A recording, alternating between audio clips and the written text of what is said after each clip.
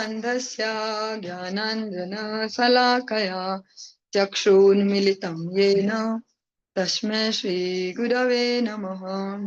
वन्देऽहं श्रीगुरो श्रीयुतपदकमलं श्रीगुरून् वैष्णवांश्च श्रीरूपं साग्रजातं सगणरघुनाथान्वितं तं सजीवं साद्वैतं सावधूतं परिजनसहितं कृष्णचैतन्यदेवं श्रीराधा कृष्णपादान् सहगणललिता श्रीविशाखान्वितांश्च वृन्दाय तुलसीदेव्ये प्रियाय केशवस्य च कृष्णभक्तिप्रदे देव्ये सत्यवत्ये नमो नमः। वाञ्छाकल्पतरुभ्यश्च कृपा सिन्धुभ्यैव च पतितानां पावनेभ्यो वैष्णवेभ्यो नमो नमः। जय श्री कृष्ण चैतन्य प्रभु नित्यानंद श्री अद्वैता गदाधर शिवासादि गौर भक्त वृंद। हरे कृष्णा कृष्णा कृष्ण हरे हरे, हरे राम राम राम हरे हरे। सर्वप्रथम भगवान के अभिन्न प्रकाश विग्रह श्री गुरुपाद पद्म पूज्य पात्र दंडी स्वामी अष्टोत्तर सत श्री श्रीमद भक्ति प्रसाद विष्णु गोस्वामी गुरुदेव महाराज के पावन श्री चरण कमलों में असंख्य कोटि दंडवत ज्ञापित करते हुए उनकी अहेतुक कृपा प्रार्थना करती हूँ वे अपनी कृपा वर्षण करें, जिससे निज कर्ता अभिमान भाव को छोड़कर एकमात्र उनकी वाणी के वाहक के रूप में अपना परिचय दे सकूं। परम गुरुदेव नित्य लीला पृष्ठ विष्णुवास विश्वनाथ भक्ति दयित माधव गोस्वामी महाराज, परमेष्ठी गुरुदेव जगत गुरु भक्ति सिद्धांत सरस्वती गोस्वामी ठाकुर प्रभुपाद व समस्त गुरु परंपरा जय युक्त हूँ। सपाट सत श्रीमन नित्यानंद प्रभु श्री गौर हरि वृंदावन बिहारी श्री राधा गोपीनाथ भगवान जय युक्त हूँ। वे हम सभी पर अपनी कृपा वर्षण करें, जिससे भगवान के पवित्र नाम और हरि गुरु वैष्णव सेवा में हम सभी की रुचि उत्पन्न हो सके। आज हम श्रवण करेंगे ग्रंथ राशि मद्भागवतम के अंतर्गत, जो इसका एक प्रकार का सार स्वरूप है। एकादश स्कंद हम श्रवण कर रहे हैं और इसका 13वां जो अध्याय है, इसको आज हम प्रारंभ करने जा रहे हैं।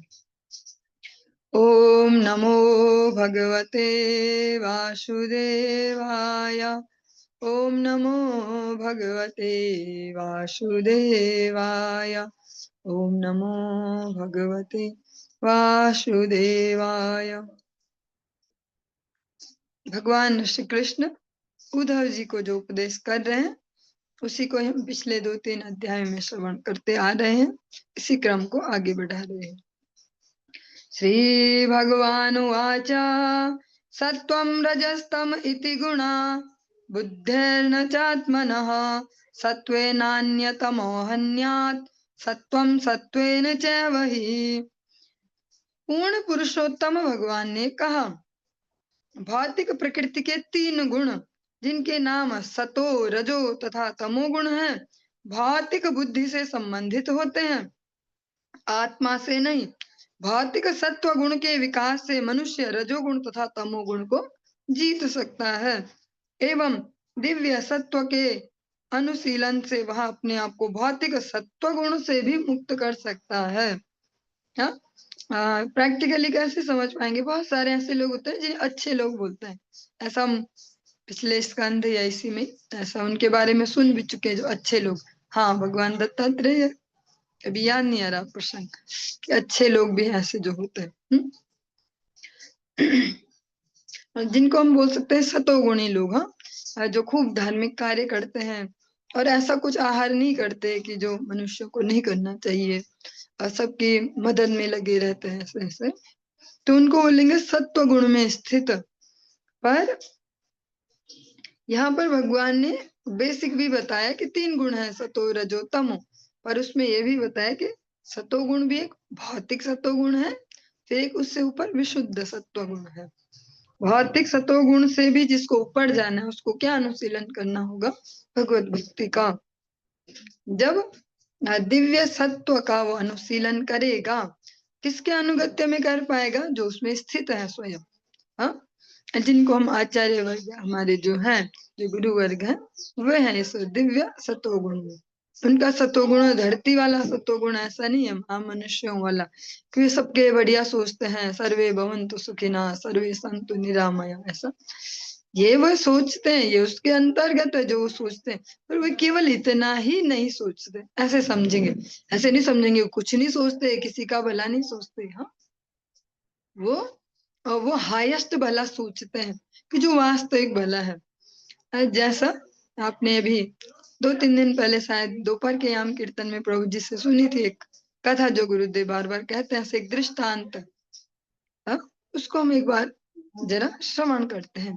गुरुदेव कहते कि एक बार एक आदमी नदी में डूब गया, किसी ने देखा कि वो डूब गया है, तो उसको बचाने के लिए कूद गया और बचा लिया उसने, ने कुछ बचा लिया और वो आ गया कि मैंने तो बचा लिया, रक्षा कर ली।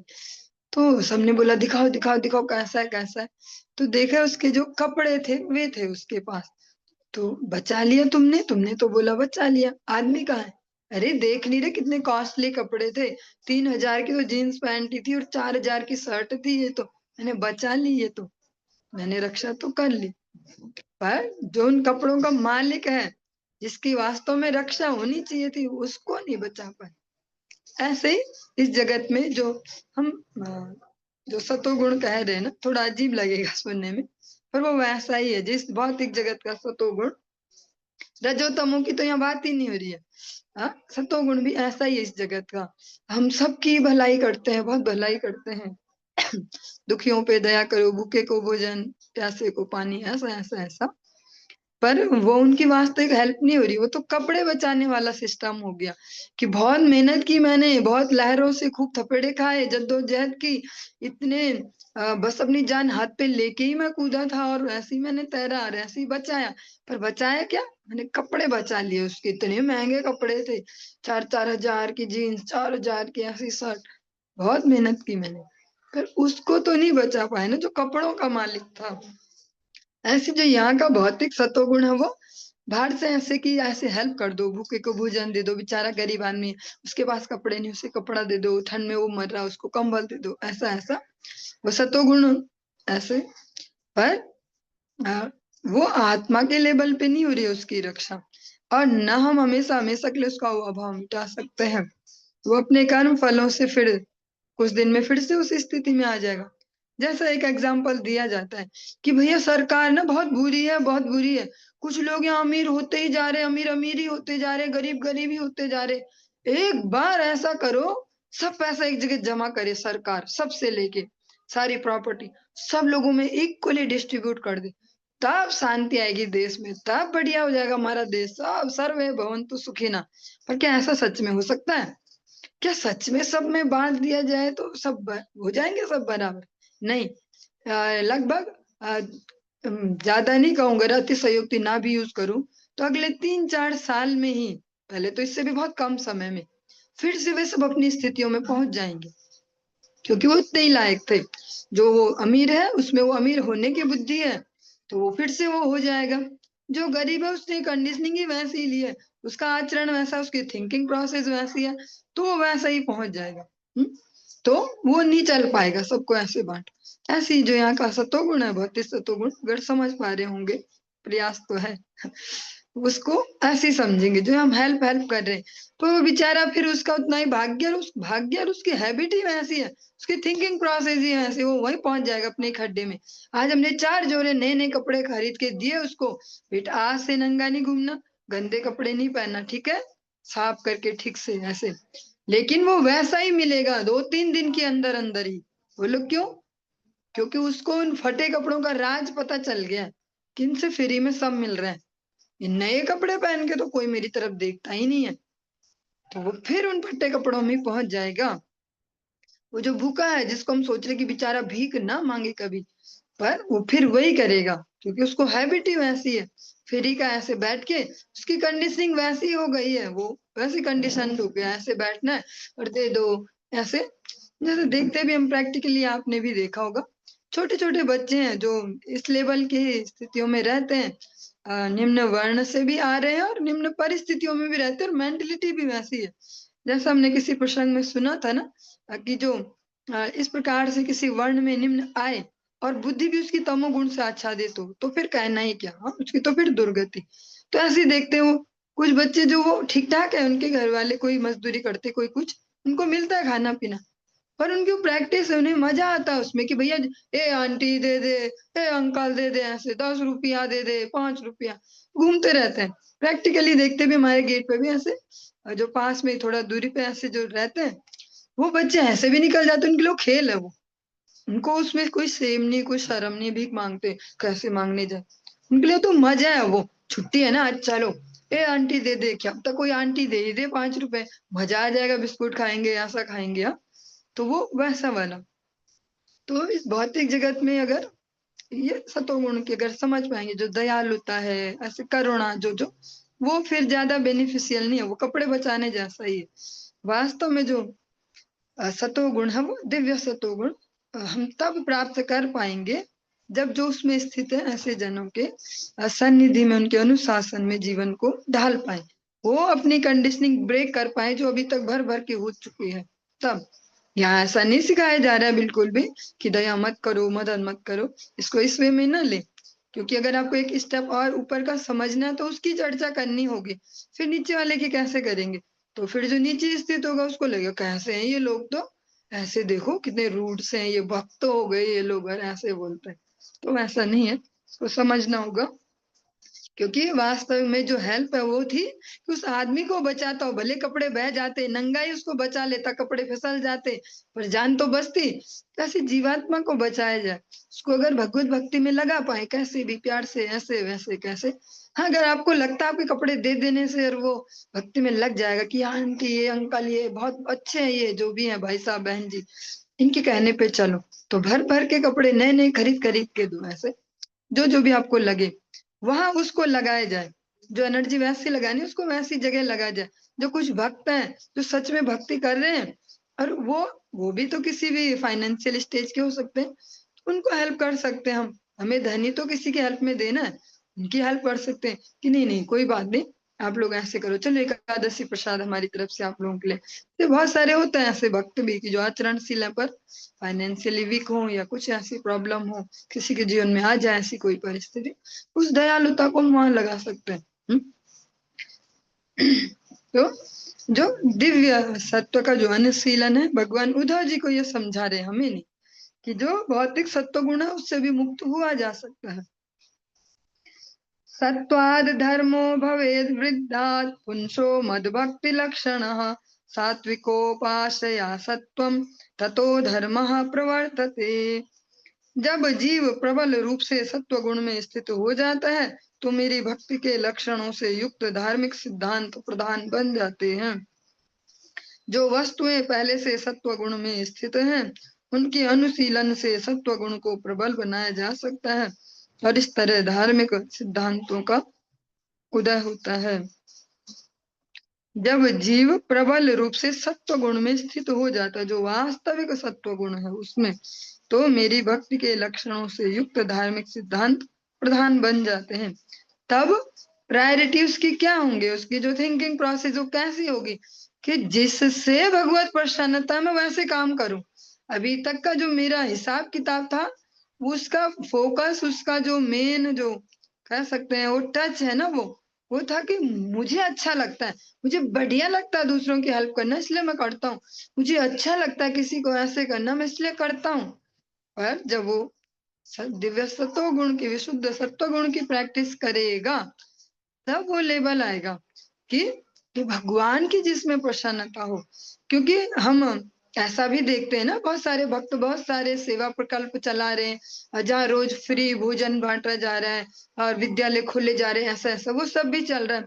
एक और हम ऐसे भी आचार्यों के बारे में सुनते हैं कि भैया नरोत्तम दास ठाकुर जी को तो इसलिए भेज दिया गया वृंदावन से घर, कि जा बेटा, कि उन्होंने एक भूखे को वो सूखी सी रोटी दे दी थी, तो ये बात पचती तो नहीं है। यहाँ भक्त इतने बढ़िया से रोज गरम गरम प्रसाद बांट रहे हैं लोगों को, फ्री में खाओ खाओ, पाओ एक भूखे को जिसको सच में जरूरत थी, और वो भी सूखी रोटी दी, महीनों की सूखी सूखी, उसमें ही बोला जाओ बेटा अब तुम जाओ। ऐसा कैसे होता है? तो ऐसा ऐसे ही होता है जब हम भगवत जी को श्रवण करेंगे।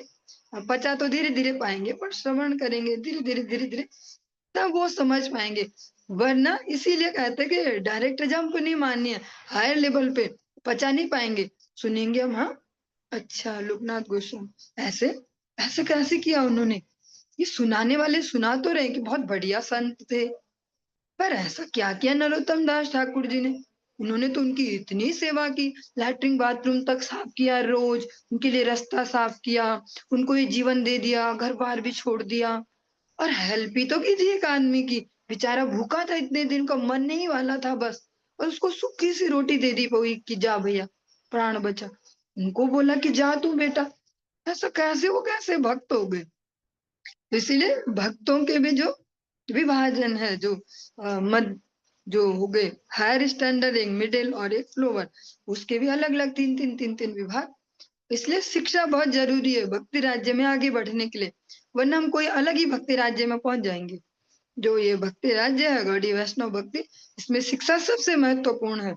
और शिक्षा में तो आफत आती है सबको, स्कूल में भी सबको परेशानी होती है, पर उसी से हम जीवन के प्रति अपने सोच को उसको रिफाइन कर पाते हैं, हमें कैसे देखना है।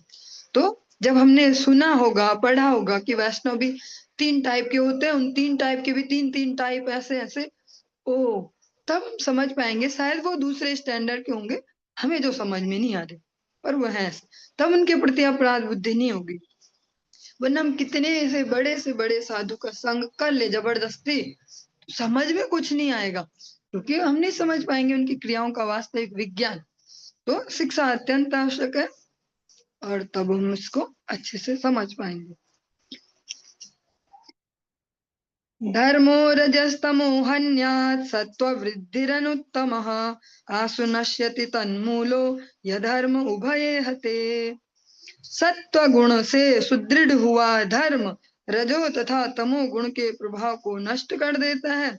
जब रजो तथा तमो गुण परास्त हो जाते हैं, तो उनका मूल कारण जो कि अधर्म है तुरंत ही नष्ट हो जाता है, हमारे जीवन से वो गायब हो जाता है। परमानेंटली अधर्म को कोई भी नष्ट नहीं कर सकता इस जगत में, पर वो हमारे जीवन से गायब हो जाएगा। आगमो अपः प्रजादेशः कालः कर्म च जन्म च ध्यानं मंत्रो अथ संस्कारो दशैते गुण हेतवः। शास्त्रों के गुण, जल, बच्चों या सामान्य जनता से संगति, स्थान विशेष, काल, कर्म, जन्म, ध्यान, मंत्रोच्चार तथा संस्कार के अनुसार प्रकृति के गुण भिन्न भिन्न प्रकार से प्रधानता प्राप्त करते हैं। जो ये तीनों गुण हैं, ये अलग अलग प्रकार से अपनी क्रियाएं करते हैं। हम इसको सरल भाषा में कहें तो व्यक्ति, वस्तु, परिस्थिति के हिसाब से हमारे जीवन में तीनों गुण आते जाते रहते हैं। तत्तत् सात्विकमेवेषां यद् यद् वृद्धा प्रचक्षते निन्दन्ति तामसं तद्दत् राजसं तदुपेक्षितम्। अभी मैंने जिन 10 वस्तुओं का उल्लेख किया है, उनके बारे में वैदिक ज्ञान में पटु महान ऋषियों ने जो सात्विक वस्तुएं हैं उनकी प्रशंसा तथा संस्तुति, जो तामसिक है उनकी आलोचना तथा बहिष्कार, एवं जो राजसिक है उनके प्रति उपेक्षा का भाव व्यक्त किया है। राजसिक का पूरा बहिष्कार तो नहीं किया, पर आदर नहीं है, उपेक्षा है। ऐसे ही धीरे धीरे तो टॉपिक भी सब इसमें ऐसे ही आते हैं कि मिलने भी आफत हो जाती है मतलब उसको एक्सप्लेन कर पाना। ऐसी भक्ति में भी जब हमारे जीवन में भक्ति आती है, तो जहां से आई है हम उसको कैसे समझते हैं, हमारे पास कितने कितने गुणों का अपना पिटारा भरा पड़ा है, उसके हिसाब से हम उस भक्ति को समझ रहे।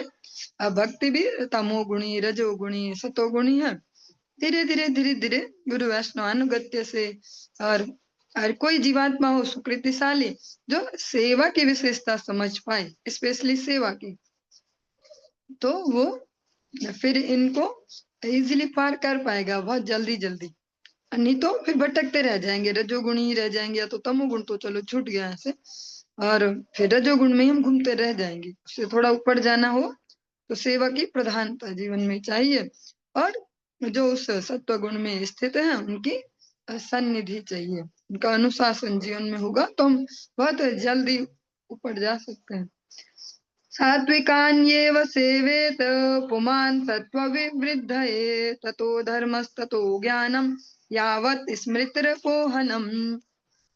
जब तक मनुष्य आत्मा से संबंधित प्रत्यक्ष ज्ञान को पुनरुज्जीवित नहीं कर लेता और प्रकृति के तीनों गुणों से उत्पन्न भौतिक शरीर तथा मन से मोहमय पहचान को दूर नहीं कर लेता, तब तक उसे सतोगुणी वस्तुओं का अनुशीलन करते रहना चाहिए। सत्व गुण के बढ़ाने से वह स्वतः धार्मिक सिद्धांतों को समझ सकता है और उनका अभ्यास कर सकता है तथा ऐसे अभ्यास से दिव्य ज्ञान जागृत होता है। जो भक्ति का हायर स्टैंडर्ड जो गुरुजन फॉलो कर रहे हैं वो हमारे लिए तुरंत तो एप्लीकेबल नहीं है जीवन में, पर अगर हम उनको देखते जाएं और कह सकते हैं ऐसे जो वैष्णव जन है जो उन गुरुजनों के हृदय को भी समझते हैं, उनके अनुगत्य से धीरे धीरे सत्व गुण का अगर अनुशीलन करेंगे तो तब हो पाएगा कि हम इस शरीर से मैं बुद्धि हटा पाए।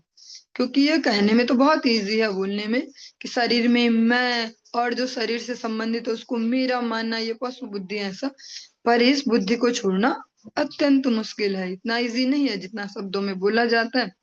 धीरे धीरे धीरे ऐसे जो आचरणशील शुद्ध वैष्णव है उनके कह सकते हैं उनके अनुगत्य से, और अनुगत्य किसे कहेंगे, उनकी प्रसन्नता के लिए कार्य करना, उसको ही वास्तविक अनुगत्य कहते हैं। वास्तविक अनुगत्य के आसपास घूमने को नहीं कहेंगे। उनके वास्तविक अनुगत्य से ही फिर स्वतः भगवत के पास हृदय में वो भावनाएं आ पाएंगी एक स्थिरता में, कि जब हम धीरे धीरे समझ पाए कि ये शरीर मैं नहीं हूँ, जो मुझे यूज करने को मिला कुछ समय के लिए जिससे मैं इससे सेवा कार्य कर पाऊं, सेवाओं की हैबिट अपने आप को डाल पाऊं, अपनी चेतना को सेवा वृत्ति के लिए तैयार कर पाऊं। क्योंकि शरीर को तो लेके नहीं जाएंगे हम कहीं भी अपने साथ, पर अपनी चेतना ले जाएंगे। तो शरीर की हेल्प से हम अभी चेतना को कंडीशनिंग दे सकते हैं अपनी चित्त वृत्ति को, कि उसको सेवा में बना सकते हैं, ताकि उसका जहां भी अब कह सकते हैं एक प्रकार से ट्रांसफर होगा, जहां भी उसका स्थानांतरण होगा इस शरीर से, वहां हम उस सेवा वृत्ति को आगे कैरी कर पाए।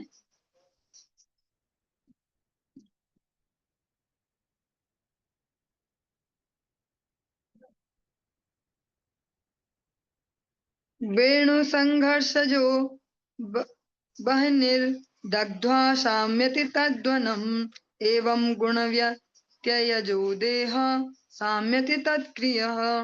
बांस के जंगल में कभी कभी वायु बांस के तनु में रगड़ उत्पन्न करती है और ऐसी रगड़ से प्रज्वलित अग्नि उत्पन्न हो जाती है जो अपने जन्म के स्रोत बांस के जंगल को ही भस्म कर देती है। इस तरह अग्नि अपने ही कर्म से स्वतः प्रशमित हो जाती है। इसी तरह प्रकृति के भौतिक गुणों में होड़ तथा पारस्परिक क्रिया होने से स्थूल तथा सूक्ष्म शरीर उत्पन्न होते हैं।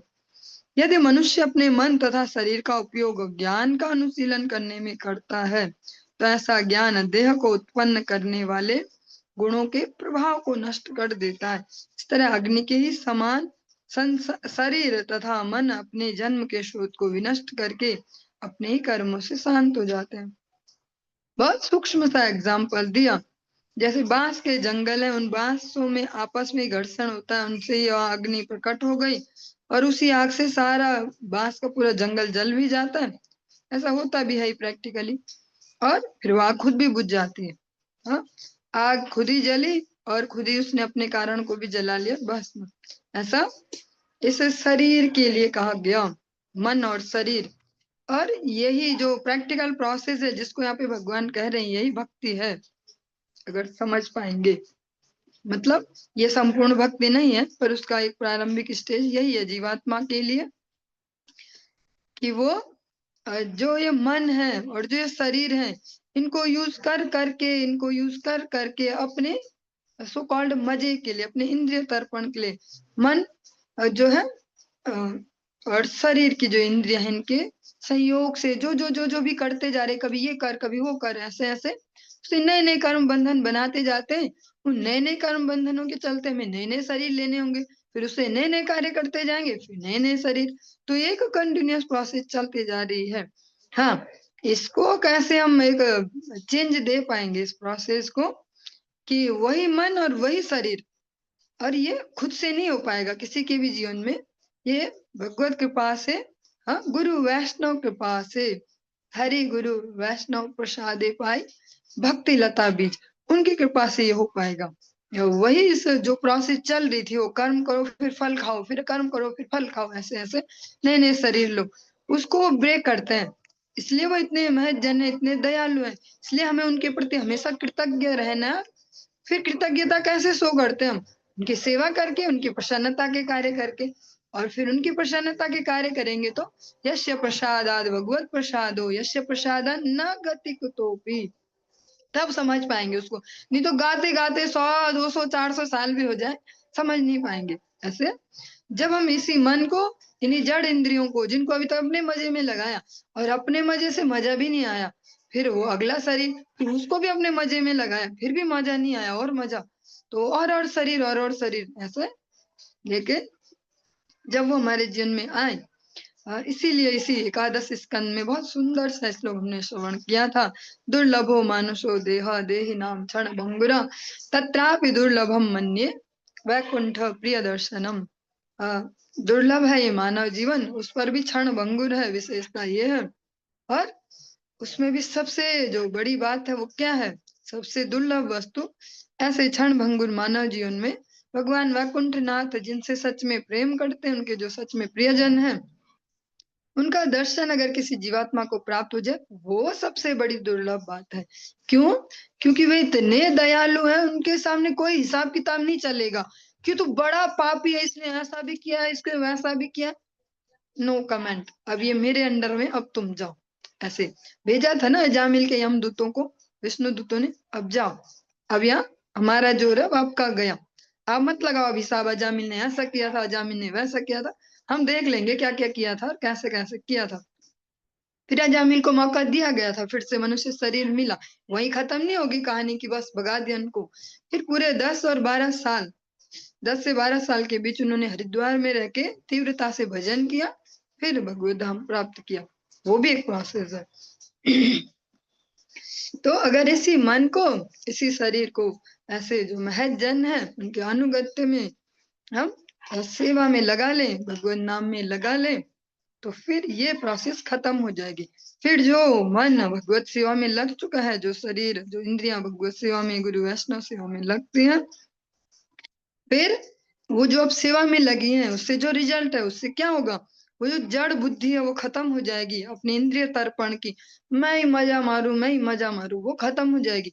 धीरे धीरे धीरे धीरे सेवा से बुद्धि और शुद्ध होते जाएगी, धुलते जाएगी, हाँ, उसका मार्जन होगा।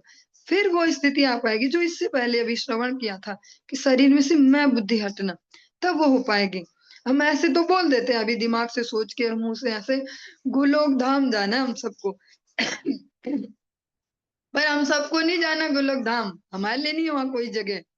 वो उसके लिए है कि जब हम ये अपनी जो जो आइडेंटिटी इनको भी निपटा दें, और बोले कि हमें नहीं पता हम कौन है, आपको ज्यादा पता हम कौन है, और आपको ज्यादा पता हमारे लिए क्या सेवा है, हमें नहीं पता। हम इमेजिनरी कैसे सोच लें, मैं ये वाली मंजरी और मैं ना वहाँ झाड़ू मारती हूँ वृंदावन में, मैं ये वाली, मैं फूल माला बनाती हूँ ठाकुर जी के लिए। हम कहे हमें तो पता ही नहीं हमारा स्वरूप ही क्या, कौन सी सेवा किस कोई हमें दियो, कि भैया कोई दियो कि वहां से गुलाब तोड़ के लाने हैं पर कांटे नहीं लाने, या क्या पता किसको क्या दियो, झाड़ू मारना पर ठीक से मारना है, धूल नहीं होनी चाहिए, किसी को नहीं पता वो, हाँ, इसी को स्वरूप ब्रह्म कहते हैं। पर इसको ही जो वैष्णव जन है उनकी कृपा से, और जो गुरुदेव है उनके आशीर्वाद से, जीवात्मा इस कंडीशनिंग को ही ब्रेक कर पाता है। और जब वो सरेंडर होता है कि मुझे नहीं पता भैया मैं कौन हूँ, सनातन गोस्वामी जी कहते हैं के आमी, उन्हें नहीं पता कि मैं सनातन हूँ, मैं तो वहां जॉब भी कर रहा था और इतना बड़ा आदमी था, पावरफुल भी था और पैसे वाला भी था, फिर बोलते हैं कि मुझे नहीं पता, आप बताओ कि आमी कहने मुरे जारे तापत्र। तो तब फिर भगवान ने वो स्वरूप देते हैं कि भैया आप सनातन है और आपके लिए ये टारगेट है, बस आपको ग्रंथ प्रकाश करना, आपको धाम प्रकाश करना, आपको प्रेमा भक्ति प्रचार करना, आपको विग्रह सेवा करना, फिर वो बताएंगे कि क्या करना। पर उसके लिए पहले बोलना पड़ता कि हमें तो अभी याद ही है। ऐसे इसको थोड़ा अन्यथा में भी ना ले, क्योंकि टॉपिक वैसा तो वैसे, किसी पे पर्सनल कमेंट भी नहीं है, मैं भी खुद इसी लाइन में हूँ, हम सभी एक ही श्रेणी में चल रहे हैं। पर अभी हम पे वो प्रश्न ही नहीं है, हमें तो पता ही हम कौन है, हमें तो पता ही हमारा एक अकाउंट भी, उसमें इतने पैसे भी, हमें पता हमारा घर बार ऐसा। पर हाँ, ये चर्चा दिमाग के ऊपर से जानने वाली है, पर सुननी परम आवश्यक है। जब सुनते जाएंगे सुनते जाएंगे सुनते जाएंगे, कभी तो घुसेगा दिमाग में, कभी तो समझ पाएंगे, है ना। सुनेंगे ही नहीं तो कहाँ से पॉसिबिलिटी है कि कभी हो पाए। बचपन से ऐड देखते आ रहे हैं कि लक्ष्य लगा लगा के इतने सुंदर हो जाते हैं, सब उसे ही देखते हैं, तो लक्ष्य ही खरीद रहे हैं। बचपन से कोलगेट लगाते हैं, कोलगेट से सुबह सुबह उठते ही कोलगेट करो, तो अब भी कोलगेट ही कर रहे हैं। अभी भी पता है दातुन भी होती है, भारत देश में ऐसे करते थे अमरूद की दातुन, पर अभी कोलगेट ही करेंगे, करेंगे वही, क्योंकि भैया बचपन से हैबिट डाली है कि दांत साफ कोलगेट से ही होते हैं। क्यों? क्योंकि इतनी बार सुन सुन के, इसीलिए ये वाला भी चाहे दिमाग के ऊपर से जाए, पर हम सभी के लिए बहुत जरूरी है कि सुनना ही पड़ेगा, जबरदस्ती। जितनी ज्यादा बार सुनेंगे, तब वो पुरानी कंडीशनिंग ब्रेक होगी, और तब जाके एक नई कंडीशनिंग की ओर आगे बढ़ पाएंगे। तब कभी पूछ पाएंगे गलती से, चाहे अभी आर्टिफिशियली पूछे कि गुरुदेव हमें तो पता ही नहीं हम वास्तव में है कौन। घर वालों ने नाम तो ये दिया है, पर ये नाम ऐसा लगता नहीं कि हमारा है, तो हमारा वास्तविक नाम क्या होगा, ऐसे। इसीलिए जब दीक्षा काल है तो गुरुदेव नाम भी बदलते हैं कि भैया वो नाम तो घर वालों ने दिया था, पर नाम ये वाला सूट करता है तुम्हें, तो कुछ सोच समझ के ही देते हैं। चलिए आज की इस चर्चा को यहीं पे विश्राम देंगे, इससे आगे कल श्रवण करेंगे। हरे कृष्ण।